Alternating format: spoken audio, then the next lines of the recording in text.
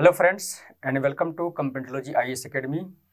आज हम लोग इस वीडियो में 16 महाजनपद में से तीसरा महाजनपद की चर्चा करने वाले हैं और इसके पहले 2 महाजनपद की चर्चा हो चुकी है। इस 16 महाजनपद किस तरह से यह एस्टेब्लिश करते हैं और इसकी चर्चा किस किस पुस्तकों में है, सारे 2 वीडियो में हम लोग कर चुके हैं। और आज की जो वीडियो है इसमें आपका तीसरा महाजनपद जो है गंधार महाजनपद, और इस गंधार महाजनपद की पूरा हम लोग चर्चा करने वाले हैं। इस वीडियो में गंधार महाजनपद की जो राजधानी है तक्षशिला किस लिए इम्पोर्टेंस है, इस सारी चीज़ की चर्चा होगी।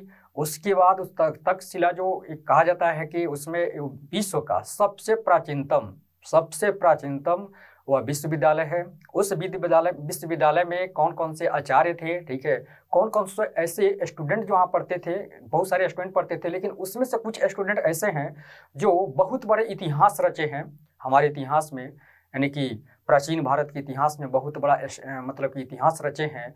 कुछ शासक भी लोग हैं, ठीक है, कुछ वहाँ पर चिकित्सक शास्त्र का राइटर भी हैं। तो ऐसे कौन कौन हैं जिनके बारे में हम लोग चर्चा करने वाले हैं। और उसके बाद देखा जाए तो इस तक्षशिला जो है और ये गंधार महाजनपद जो है, इस गंधार महाजनपद की मतलब कि संबंध बाकी अन्य महाजनपदों से क्या क्या होता है, इनके बारे में हम लोग चर्चा करेंगे। किसी के साथ मतलब कि मित्रता रूप में वहाँ पर देखा जाता है कि संबंध रहता है इसका, तो किसी के साथ मतलब कि शत्रुता के रूप में भी रहता है। तो वो कौन सा शत्रु होते हैं, इस गंधार महाजनपद का कौन सा दूसरा महाजनपद जो है शत्रु है, और कौन सा ऐसा महाजनपद जो है वो क्या है कि मित्र है, ठीक है। तो इन सब की चर्चा करने वाले हैं पूरा डिटेल से। आज हम लोग इसको पढ़ेंगे और देखेंगे। तो शुरू करते हैं।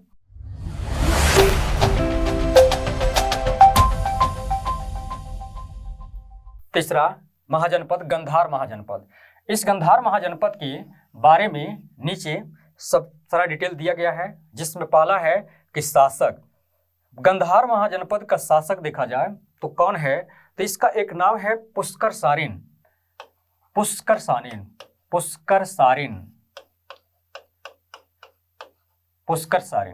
और यह पुष्कर सारिन जो है गंधार महाजनपद यानी कि 16 महाजनपद जब यह चर्चा में आया तो 16 महाजनपद जो अलग अलग एरिया में थे उसी के समकालीन एक गंधार महाजनपद है। और उस समकालीन में भी देखा जाए तो शासक वहाँ का पुष्कर सारिन होते हैं, और यही पुष्कर सारिन वहाँ के शासक होकर आगे अपना संबंध बाकी महाजनपद से कैसे करते हैं, इसके बारे में हम चर्चा करेंगे। तो सबसे पहला हम लोगों ने फैक्ट यहाँ पर जाना कि यहाँ के शासक कौन है, तो पुष्कर सारिन है। अब आता है दूसरा फैक्ट कि राजधानी इसकी कहाँ थी, तो तक्षशिला क्या थी, राजधानी थी।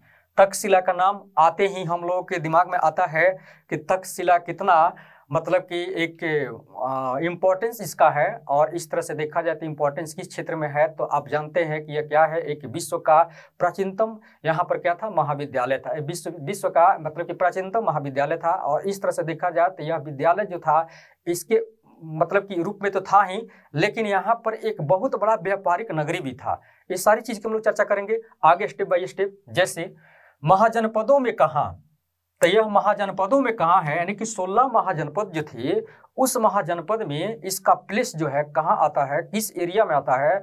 तो अगर वर्तमान स्थिति में देखा जाए भारत के, तो भारत के बाहर होगा, यानी कि पाकिस्तान में एक जगह जैसे मान लेते हैं कि रावलपिंडी।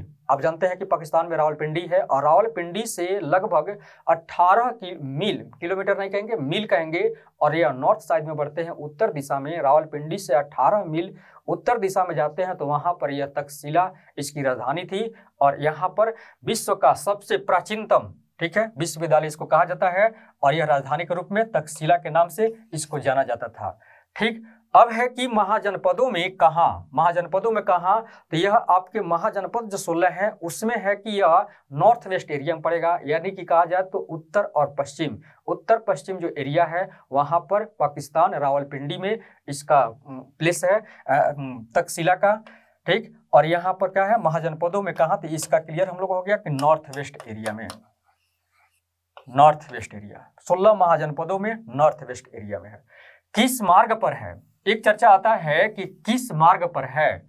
तो आप जानते हैं कि यह जो तक्षशिला जो राजधानी थी गंधार महाजनपद की, तो वहां से एक रेशम मार्ग एक रूट था, ठीक है, यानी कि कहने का मतलब है कि रेशम मार्ग यानी कि सिल्क रूट जो चाइना की तरफ जाता था, व्यापार होता था, और चाइना से व्यापार होते हुए आता था तो ये चाइना की तरफ भी जाता था और मध्य एशिया से होते हुए यूरोप की तरफ भी जाता था, तो सिल्क रूट पर ही पड़ता था। इसको हम लोग कहते हैं रेशम मार्ग, रेशम मार्ग, रेशम मार्ग पर। उसके बाद है कि राजधानी जो है किस लिए प्रसिद्ध है, तो राजधानी यहाँ पर दो कारणों से प्रसिद्ध है। मुख्य इसका दो कारण है, कारण तो और भी बहुत सारा है, लेकिन यहाँ पर दो कारण ही हम लोग चर्चा करेंगे और ये काफी मतलब कि इसका दो कारण प्रसिद्ध है। क्या क्या क्या है, तो जैसे सबसे पहला आता है कि यह विद्या के क्षेत्र में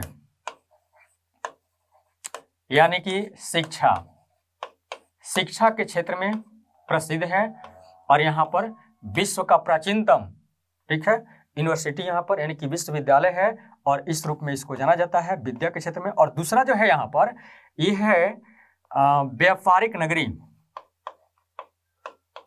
व्यापारिक नगरी, बहुत बड़ा इस रूट से व्यापार वाणिज्य होता था, और यह रेशम मार्ग से होते हुए चाइना की तरफ भी और उसके बाद मध्य एशिया की तरफ होते हुए यूरोप तक भी ये व्यापार होता था यहाँ से, यानी कि व्यापार और शिक्षा के क्षेत्र में यहाँ पर देखा जाए तो यह इसकी प्रसिद्धता है। और उसके बाद है कि नगर की स्थापना। अब यहाँ पर आता है कि तक्षशिला नगर की स्थापना किसने किया। आप जानते हैं कि रामायण काल में राम एक पात्र होते हैं, और राम के छोटे भाई जिसका नाम भरत है, और भरत के पुत्र तक्ष थे, और उस समय तक्ष ने इसकी स्थापना किया था, यानी कि अपने नाम के आधार पर इनकी तक्षशिला स्थान की स्थापना किया था, एक नगर के रूप में स्थापना किया था, और वहीं धीरे धीरे आगे चलकर तक्षशिला क्या हुआ, गांधार की राजधानी हुई, और वहां पर ये जो आपका विश्वविद्यालय के रूप में होता है, यह आपका विश्वविद्यालय होता है। लेकिन अब यहाँ पर आता है कि नगर की स्थापना जो तक्ष ने किया था, जो भरत के पुत्र थे, यह किस समय किए थे, तो 700 बीसी के आसपास इसकी स्थापना किया गया था तक्ष के द्वारा, और तक्ष जो थे भरत के पुत्र थे। उसके बाद है विश्व का प्राचीनतम विश्वविद्यालय, विश्व का पूरा मतलब कि दुनिया में देखा जाए तो ये विश्व का प्राचीनतम विश्वविद्यालय है, बहुत बड़ा फैक्ट है, तक्षशिला विश्वविद्यालय, तक्षशिला विश्वविद्यालय विश्व का प्राचीनतम विश्वविद्यालय। और उसके बाद है कि कितने विषयों का अध्ययन यहाँ पर होता था, तो अभी तो यहाँ पर देखा जाए तो विषय तो बहुत सारे हैं, लगभग यहाँ पर देखा जाए तो लगभग सेंस में 64 विषयों का यहाँ पर अध्ययन किया जाता है, 64 यहाँ पर फैकल्टी यानी कि डिपार्टमेंट होता था, 64 विषयों का यहाँ पर अध्ययन होता था लगभग। और इस तरह से देखा जाए तो इतनी बड़ी जो विषय की अध्ययन होता था 64 है, तो इसमें से देखा जाए तो यह आपका 18 जो विषय था इसमें से लगभग बौद्ध शिक्षा से संबंधित था, 18 विषय सिर्फ जो था बौद्ध शिक्षा से संबंधित था, बाकी जो सब था वो अलग अलग मतलब कि विद्या से वहाँ पर संबंधित वहाँ पर एजुकेशन दी जाती थी। तो जिसमें जैसे कहा जाए कि अगला फैक्ट हम लोग का वही है कि मुख्य विषय क्या क्या थे, तो इसमें आपको पहले मिला कि 18 विषय जो थे ये बौद्ध शिक्षा से थे, ये तो अलग है। उसके बाद मुख्य विषय में दर्शन शास्त्र हो गए, उसके बाद यहाँ पर वेद का भी होता था अध्ययन, फिर वेदांत का भी होता था, उसके बाद देखा जाए तो चिकित्सा शास्त्र का भी होता था, चिकित्सा शास्त्र का। उसके बाद भी देखा जाए तो यहाँ पर एक और आता है राजनीति शास्त्र,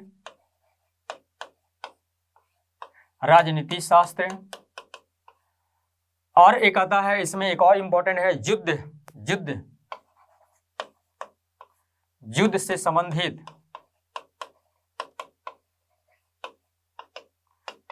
यानी कि युद्ध कौशल,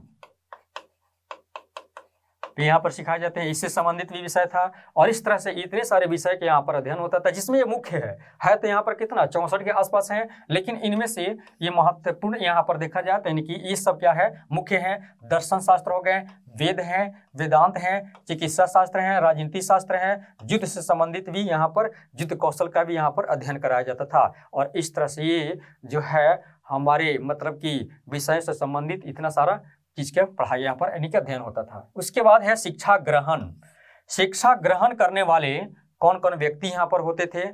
तो ऐसे तो देखा जाए तो यहाँ पर शिक्षा ग्रहण करने के लिए दूर दूर से यहाँ पर बहुत सारे छात्र आते थे और यहाँ पर शिक्षा ग्रहण करते थे। विश्व के लगभग बहुत दूर दूर इलाके से यानी कि अलग अलग विदेशों से भी यहाँ पर छात्र आते थे और शिक्षा ग्रहण करते थे। लेकिन उनमें से कुछ मुख्य हैं जिनको जानना जरूरी है।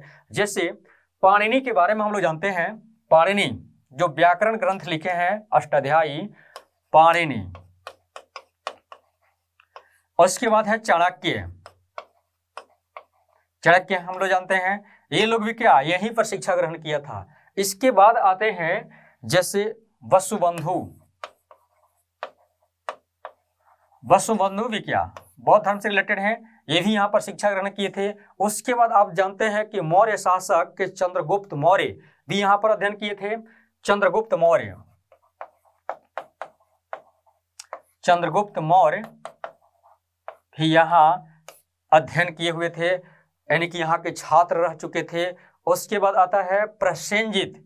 आप जानते हैं प्रसेनजित के बारे में, यानी कि कौशल नरेश प्रसेनजित।